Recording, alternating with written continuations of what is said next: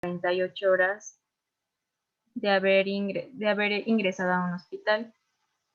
Incluso la mayoría de los procedimientos que conllevan este riesgo, sin embargo, hay como los más frecuentes.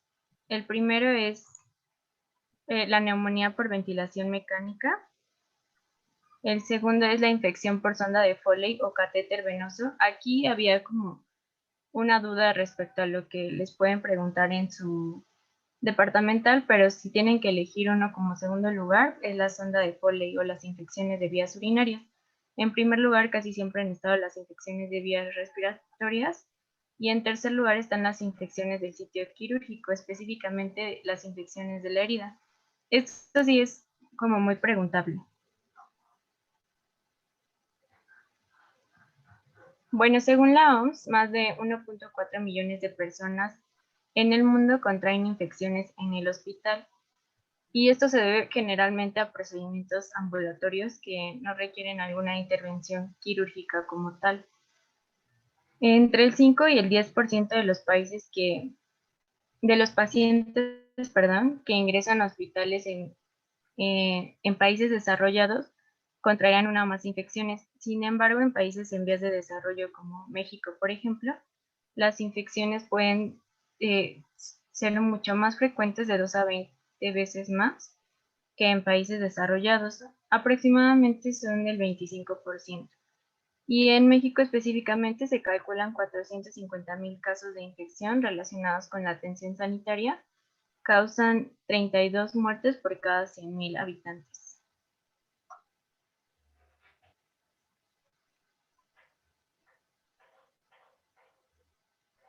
Ahora sí, las infecciones de la herida quirúrgica, que son la tercera infección hospitalaria más frecuente, se incrementan con la estancia hospitalaria del paciente afectado, es decir, van a aumentar tanto la estancia como los costos, tanto para el paciente como para el hospital.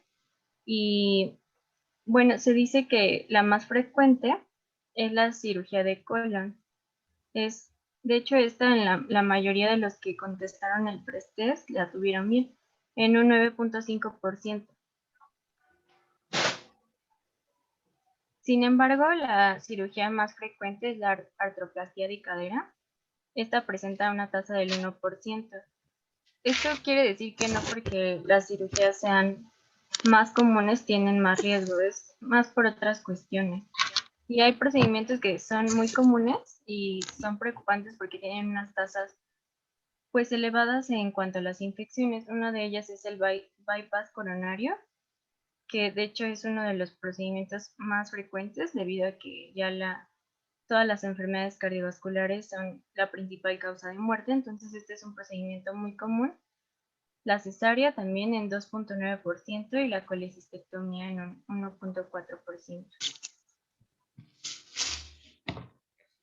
En cuanto a los principales factores atribuibles a la infección del sitio quirúrgico, es la técnica quirúrgica, la duración del procedimiento, entre más largo, pues más riesgo, y el grado de contaminación endógena. Aquí, esta pregunta, bueno, más bien estos conceptos sí los preguntan mucho en el DEPA. Hay más opciones, pero estas son como las principales. También podrían mencionarles algo relacionado al frío, que las infecciones en un ambiente frío que la herida está en ese tipo de temperatura, tiene más frecuente el desarrollo de bacterias, debido a que se inhibe la migración celular.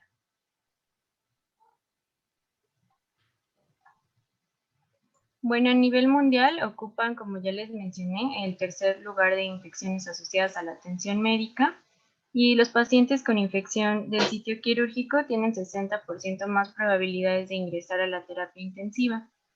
Incluso también tienen más probabilidades a morir por una situación de esta, ya que puede progresar.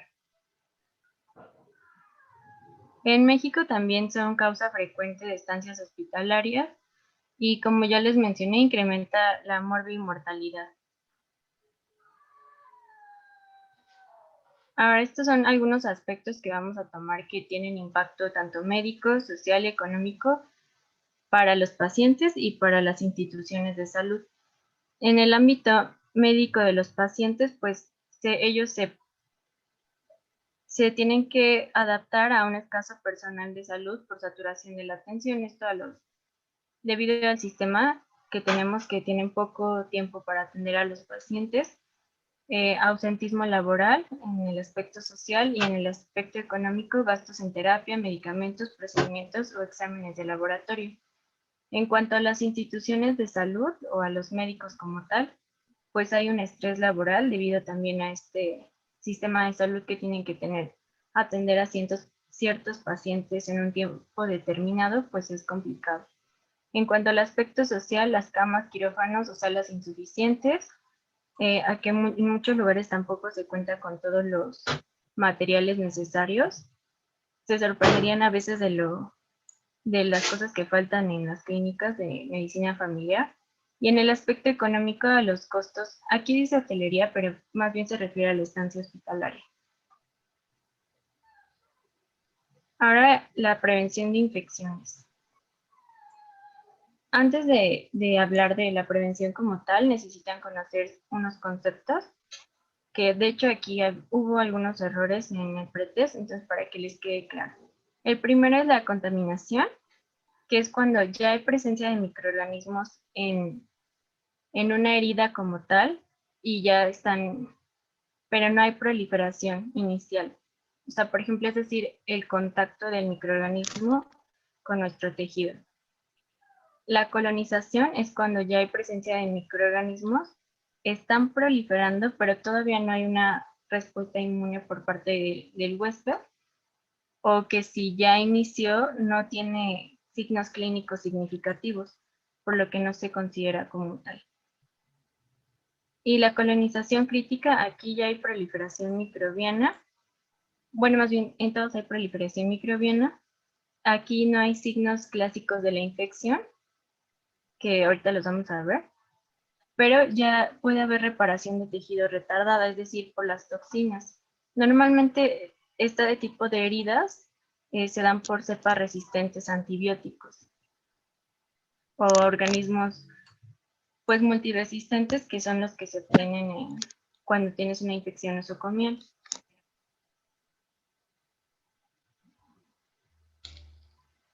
Ahora sí, la infección local como tal, aquí es cuando nosotros ya tenemos una reacción inmune, y esto va a provocar que todas nuestras células inflamatorias vayan al sitio de la lesión y van a dar las 5 características de la inflamación, que es el rubor o eritema, puede ser de 1 a 2 centímetros inicialmente, el tumor, aumento de temperatura, dolor, que es como la principal y la más importante, y pérdida de la función.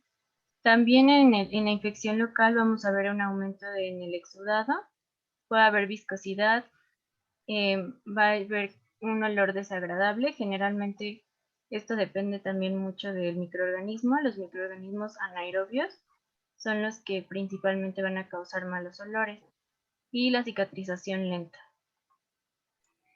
También, bueno, posteriormente a este proceso va a haber una propagación de la infección dependiendo del tiempo que dejen pasar sin hacer curación de la herida, y va a progresar a una infección sistémica. Aquí, además de tener la reacción inflamatoria local con las 5 características como tal, va a haber una presencia de signos de reacción sistémica. Algunos de ellos son la leucocitosis, la fiebre, que es como el principal, e incremento de la proteína C reactiva. Hay otros, pero estos son como los más importantes. Ahora, como tal, vamos a pasar a las acciones de prevención y control. Pues como sabrán, y la más importante es la higiene de manos. Esta de los 5 momentos se los puse como recordatorio de los 5 momentos en que se hace la higiene de manos, que es el primero antes de tocar el paciente, el segundo antes de realizar cualquier tarea limpia o aséptica, el tercero después del riesgo de exposiciones a líquidos corporales, cuarto después de tocar al paciente, y 5 después del contacto con el entorno del paciente. Aquí pues les puedo mencionar que la higiene de manos puede ser tanto por lavado de manos o por o por el uso de soluciones alcoholadas. Y también técnicas de asepsia y antisepsia. También las medidas de protección personal, como el uso correcto de la bata, los cubrebocas, gorra y guantes, y actualmente pues el uso de mascarillas NK95 por lo de COVID y entre otros como la careta. Bueno, aquí depende de pues, el procedimiento que se va a realizar y de la atención que se requiera. Si es un procedimiento que que va a generar aerosoles o no. El siguiente pues es el control del medio ambiente instrumental estéril. Tenemos que hacer una desinfección y esterilización de los equipos, por ejemplo aquí en el autoclave, así como la limpieza de superficies, porque muchos virus pueden vivir en las superficies un determinado tiempo y esto pues puede incrementar el riesgo de infecciones. Ahora, en cuanto a la eliminación correcta de los desechos, está la NOM 087 que se encarga de todo lo relacionado con el manejo de los residuos peligrosos biológico-infecciosos. Esta NOM pues nos va a explicar lo del transporte, cómo se tiene que almacenar, el sitio final al que va a llegar, entre muchísimas cosas más. Lo importante que ustedes tienen que saber es dónde debe colocar los materiales que nosotros como atención médica usamos más frecuente. Les puse esta tablita donde vamos a ir revisando cada punto. Si el tipo de residuo es sangre como tal, en estado físico se va a poner en un envasado de recipiente hermético. Todo aquello que tenga sangre va a ir, por así decirlo, ya sea en la bolsa o en el recipiente de color rojo. En el caso, por ejemplo, de una torunda sucia de sangre, puede ser en la bolsa roja. En cambio, si utilizamos una aguja, o más bien una jeringa que tiene restos de sangre, iría en el recipiente rojo porque es un punzocortante. Y bueno, si es cultivo y cepas de agentes infecciosos en estado sólido, como esto conlleva un riesgo de infección, tiene que ir también en todo lo que esté de color rojo. En este caso van a ir en las bolsas color rojas. Ahorita vamos a ver las características que estas tienen que tener. En el caso de los residuos patológicos, si son sólidos tienen que ir en las bolsas color amarillo y si son líquidos tienen que ir en los recipientes amarillos. Esto a lo mejor nosotros no estamos tan expuestos a este tipo de residuos, pero los patólogos son los que más van a hacer este tipo de desechos. Y residuos no anatómicos que pueden ser tanto sólidos como líquidos. Los sólidos van en bolsas de color rojo y los líquidos en recipientes herméticos. Color rojo.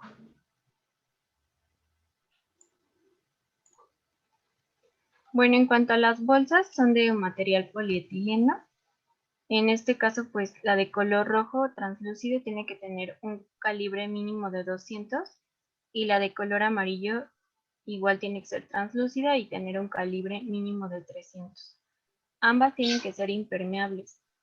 Y en el caso del contenido de materiales pesados, no tienen que tener un peso mayor a una parte por millón y tienen que estar libres de cloro. Todos estos recipientes, tanto los recipientes herméticos como las bolsas, tienen que estar marcadas con el símbolo universal de riesgo biológico y la leyenda de residuos peligrosos biológico-infecciosos. En cuanto al almacenamiento, va a haber un área designada para estos contenedores o las bolsas. Generalmente es en lugares alejados de los pacientes, en almacenes, cocinas, comedores o baños, tienen que estar alejados de todos estos lugares. Tiene que estar en un lugar techado que tenga fácil acceso y contar con señalamientos alusivos a su peligrosidad, como lo mencionamos antes. Y en la entrada de donde estén, tiene que decir solo entrada de personal autorizado. O en el caso de estar dentro del quirófano, pues tiene que estar en una zona específica.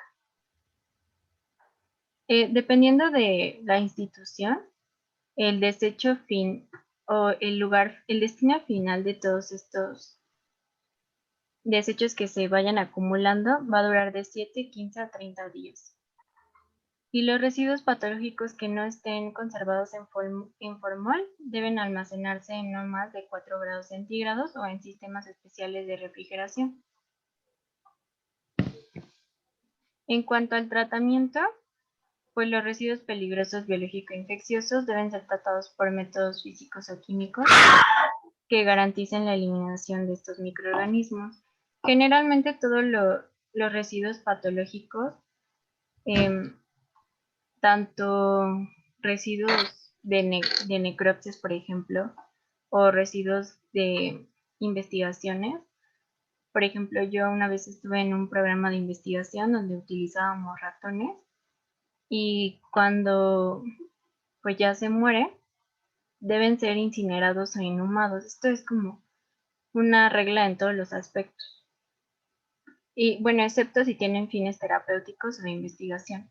Pero si después de utilizar, por ejemplo, el material biológico, que en este caso pues eran los ratones, teníamos que prepararlos para que, bueno, se refrigeran. Posteriormente, ya cuando pasa cierto tiempo, se recogen y se llevan a incineración. También en el caso de programas de contingencias, hay veces que puede haber derrames, fugas o accidentes relacionados con el manejo de estos residuos. Esto ya es otra no, que ustedes no la tienen que ver en su programa, pero existe y son, dependiendo de con qué el accidente, por ejemplo, si te pinchaste con una jeringa de un paciente, pues requiere cierto protocolo y demás. Ahora, el manejo de los punzocortantes como tal es en estos recipientes de residuos peligrosos, color rojo. También son de un material de polipropileno. Tienen que ser resistentes a fracturas y pérdidas de contenido al caerse. Tienen como unas tapitas que se abren a presión.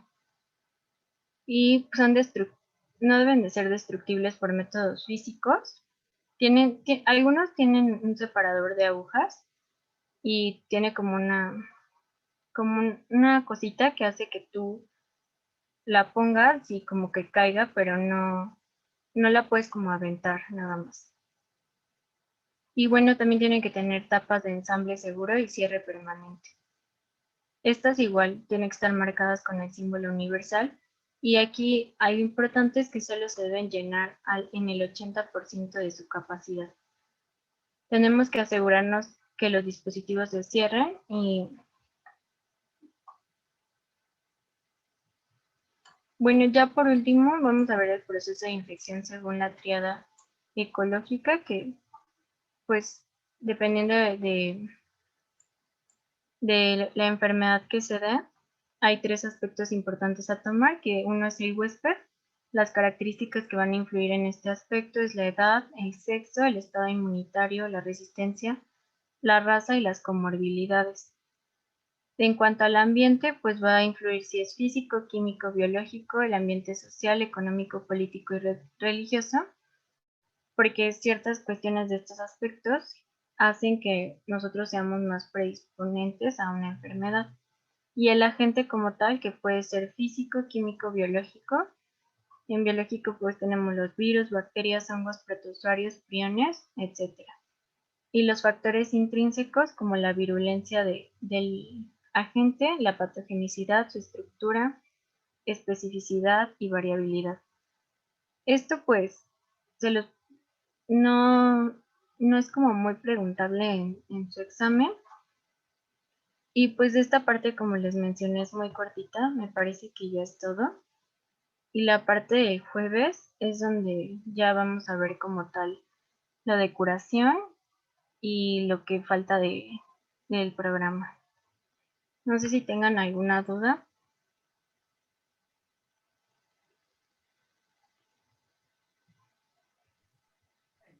Chicos, chicas, ¿nadie tiene alguna duda?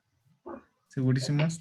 ¿Segurísimas? Si no, les dejo de todas formas mi correo y si alguien tiene una duda y no lo quiere decir por aquí, me puede mandar un mensaje. Esto sí es súper preguntable, se los aseguro.